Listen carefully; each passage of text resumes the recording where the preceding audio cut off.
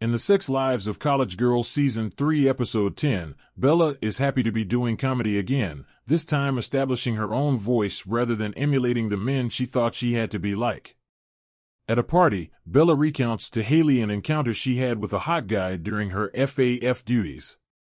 She then shares how she's distinguished between what she wants from hookups and what she wants from dating, having realized she only wants to date people she has a real connection with. And as Bella and Haley keep hitting it off, it's clear they have that kind of connection. Acting on impulse, Bella kisses her friend, leading her to realize she's bisexual.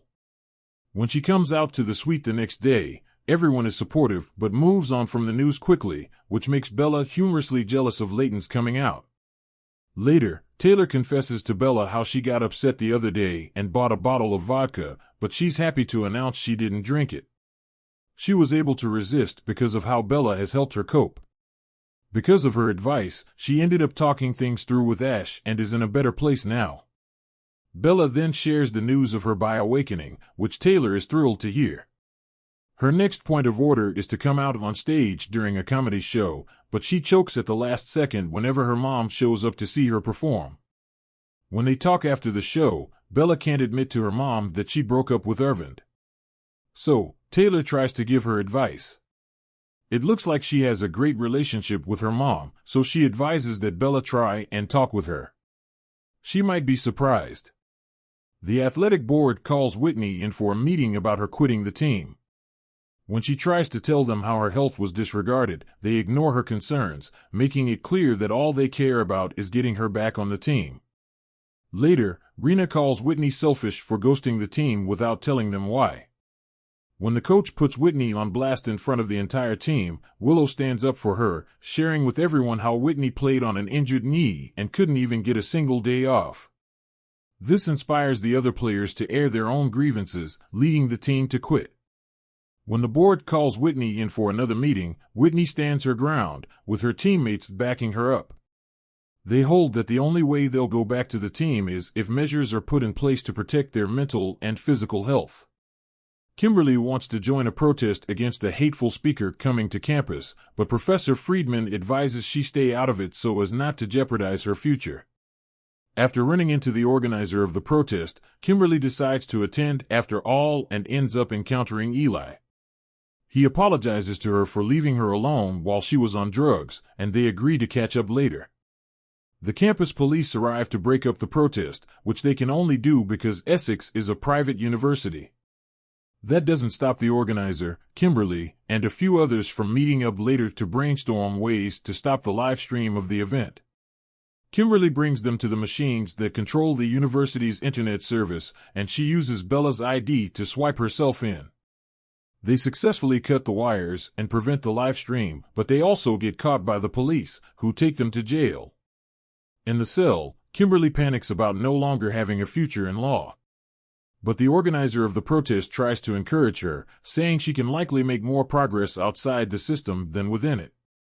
Casey and Cooper have had sex now, and to Casey, that means he's ready to meet her mom and also join her family for a New Year's cruise. But it's all too much too fast for Cooper, who breaks up with her after he realizes they aren't on the same page. Heartbroken, Casey struggles to act opposite Cooper in the musical. The director says this is why she didn't want to give her the lead role to begin with. She reassigns her part to Blair, saying Casey's pretty girl confidence is too hollow and fake to cut it. Back at the dorm, the girls find Casey crying over losing Cooper. She says she convinced herself that if she didn't sleep with him, she'd lose him. Now she's realized she wasn't actually ready. Immediately supportive, the suitemates assure her she's not alone. They each have their own messy stories of losing their virginity. This comforts Casey and emboldens her to get Blair to give her part in the musical back. Season 3 ends with Taylor FaceTiming her mom to work towards reconciliation, Eli bailing Kimberly out of jail, and Whitney's team celebrating winning the playoffs. Casey absolutely nails her performance on opening night, to everyone's delight. During the musical, Bella holds Haley's hand while looking to her mother for her approval and love. It turns out, she's got it. This was a surprisingly strong end to a pretty rocky season. Though the journey to get here was way too rushed, especially for Whitney, I think each character got the perfect ending to their arcs this season. Of course, this episode still has its cons. All of Taylor's apparent growth happening off-screen makes me wonder why she's even a prominent character on the show.